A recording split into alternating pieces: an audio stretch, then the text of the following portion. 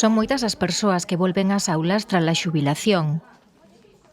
En estes momentos eu estou xa graduada, xa acabei os 4 anos correspondentes dos que consta o graduado na Sénior da Coruña, e estou facendo unha asignatura solta, que é a navegación na historia.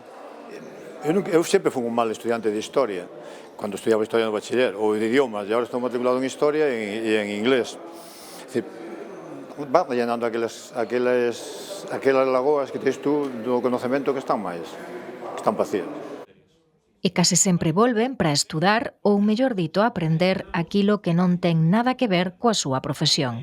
Eu teño unha formación de base moi técnica, pero sempre quixen facer cousas de outro tipo, sobre temas de literatura, temas de historia. Neste cuatrimestre estou agora facendo unha sobre inteligencia artificial, outra sobre, o título é moi chamativo, que é a política da barra do bar á mesa do café. A diferencia máis importante é que cando eres xoven vas a clase ou non vas a clase. Cando te metes na Universidade Sénior eres máis responsable, te metes para aprender algo máis do que xa tes aprendido, ou non algo máis, sino algo novo, porque hai moita xente, polo menos na Coruña, que non foi nunca á universidade. Un dos encantos de volver ás aulas a estas idades é a socialización.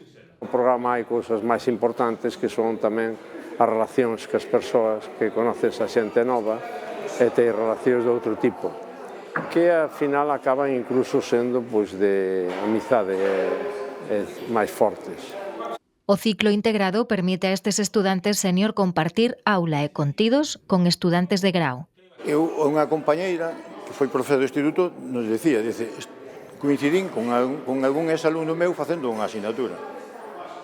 E ao final te sentas ao lado, rapaz, primeiro tratan de te, pero logo xa rompes ese hielo e traballas con eles tranquilamente.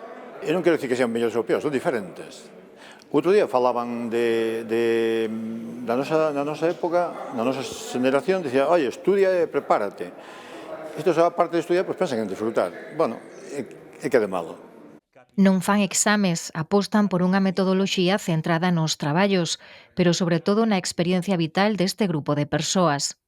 E, sobre todo, vaiche dando unhas cousas que non son fáciles tampouco de enseñar. A universidade enséñache cousas, pero a vida ratifícache outras, te mete máis na realidade. En Galicia hai máis de 3.000 alumnos e alumnas matriculados.